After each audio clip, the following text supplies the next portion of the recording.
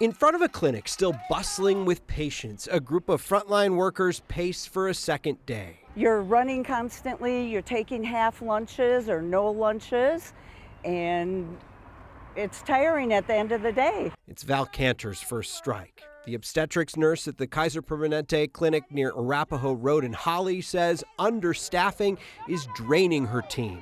She's one of two nurses, leaving her rushing to serve the 50 or more expecting mothers who come through the clinic each day. It's a little too fast.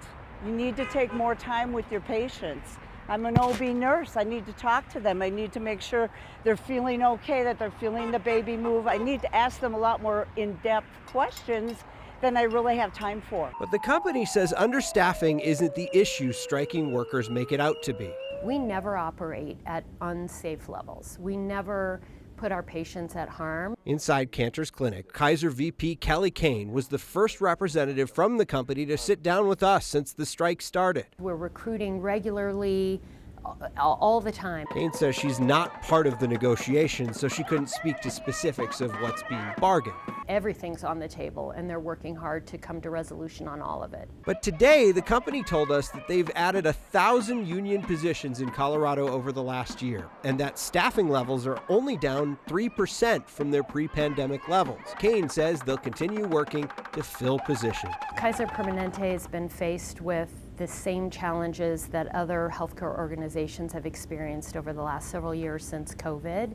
And it takes a lot of courage for employees to stand up and advocate for their rights and what they believe in. So we have a great deal of respect for all of our staff who are out there.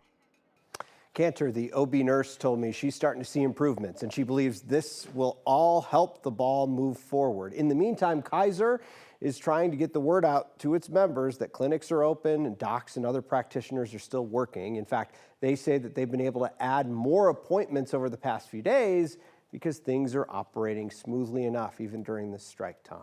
Yeah, we don't always hear about a 3-day strike. Is that a message? Is it meant so that those workers can get some paychecks? You know, I talked to Cantor today. She says a lot of this has to do with a lot of these workers care about their patients. They want to be back with patients. They don't want to be out of work for too long. And so that was part of the reason why a lot of them went to the table and said that they wanted to make this a 3-day strike. Now, it could be a longer strike down the road. And in fact, Kaiser unions are talking about that right now, potentially in November. There could be a longer strike if they don't see a deal sometime soon.